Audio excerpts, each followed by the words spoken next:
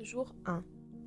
Mon petit journal, je me présente. Je m'appelle Clarisse, j'ai 12 ans et je viens d'emménager dans une grande maison à la campagne. J'y habite avec papa et maman. Nous allons souvent nous promener dans la forêt adjacente. En effet, nous sommes entourés par la végétation et le premier commerce se situe à au moins 10 km. Cela fait du bien d'être isolé, c'est très reposant.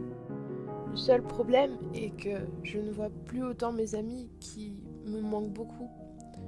D'un autre point de vue, j'ai plus de temps pour m'amuser et profiter du beau temps à l'extérieur. Papa m'a même accroché sur un arbre centenaire une balançoire qu'il a fabriquée lui-même. Maman m'appelle, je dois aller mettre la table. À demain! Jour 2. C'est étrange. Tout à l'heure, j'étais assise au bord de la rivière qui longe notre jardin. Lorsque j'ai eu l'impression de tomber, je me voyais déjà au fond de l'eau, en train de me noyer, tentant désespérément de me raccrocher aux quelques branches du sol pleureur sous lequel je m'étais installée quelques minutes auparavant. Quand soudainement, j'ai repris mes esprits, lorsque j'ai entendu ma mère crier mon nom pour me faire comprendre que je devais la rejoindre. Je peinais à me relever, cette vision était vraiment très perturbante. Mais je devrais l'oublier et aller me coucher. Je te dis à demain. Jour 3. Il est 8 heures. Il est très tôt. Je suis déjà réveillée car mon sommeil a été très agité. J'ai fait d'horribles cauchemars qui m'ont profondément troublée.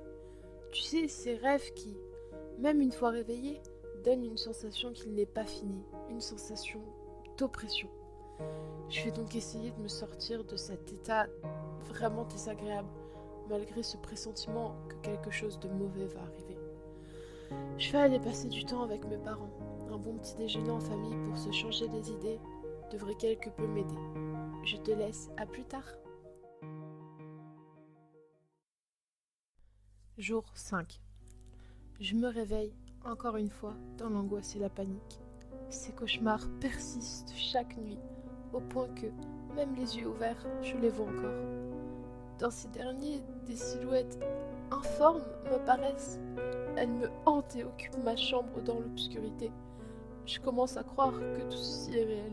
Je me sens observée en permanence. Je ne peux lutter contre cette présence qui m'épie. Deviendrai-je folle? Devrais-je en parler à papa et maman? Et s'ils ne me croient pas?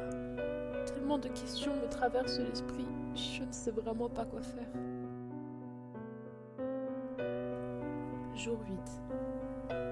Je me sens complètement dépassée. Ça fait maintenant 3 jours que je connais l'origine de ce qui me hante. Ce sont des créatures immondes, et je ne sais pas encore pourquoi, mais ils m'ont choisi. Je les vois partout, encore et encore. Je les vois sans arrêt. Je n'ai plus aucun répit. Le pire, c'est le soir, quand je suis dans mon lit. Je les aperçois à chaque recoin de ma chambre. Ils me guettent sans relâche. J'ai peur. Tout le temps, j'ai peur. Quand la nuit, j'en vois un ou deux se pencher au-dessus de mon lit. Je fais semblant de ne pas les voir. Mais j'ai l'impression qu'ils le savent. Mais je ne sais pas comment. Ils sont hideux si tu savais. Et ils sont tous en même temps si différents. Je ne suis pas folle, non, non. Ils sont forcément réels. Je peux pas inventer ça, c'est pas possible. Jour 9. Cette nuit, il y en a un qui a essayé de me parler. Mais j'avoue que j'ai vraiment pas compris ce qu'il essayait de me dire. C'est comme s'il parlait un autre langage. Et tous ces sons, ça me faisait mal à la tête. C'était terriblement effrayant. Son crâne était pourvu de 2 grandes cornes. Et il était grand, très grand. Les yeux d'un rouge si sombre. Il lui manquait une jambe et son espèce de bouche répugnante dégoulinait de sang. Ses bras gigantesques se balançaient devant moi, alors que lui, il me fixait. Il était là, juste sans bouger, il me regardait. Je sentais ses petites gouttes de sang toucher la couverture que j'avais remontée jusque sur ma tête. C'était vraiment les minutes les plus terrifiantes de ma vie, au point qu'elles m'en ont paru interminables. Aujourd'hui, à l'instant où j'écris, ils sont encore là. Mais je suis certaine de ne pas être folle. Tout ceci est la réalité. Et cela m'insupporte et me détruit petit à petit. Bien évidemment, j'ai fini par en parler à mes parents. Mais ils ne me croient pas. Je n'avais aucune preuve. De plus, le sang qui avait coulé sur ma couverture durant cette nuit avait complètement disparu. Et si ceci n'était qu'un stratagème mis en place par ces créatures, ai-je bien fait d'en parler à papa et maman? Peut-être que cela n'a fait qu'aggraver la situation. Je pense ceci car, depuis le moment où je leur en ai parlé, j'ai une énorme sensation de mal-être, plus forte encore que les journées précédentes. Peut-être ai-je mis les créatures en colère en révélant leur existence à mes parents.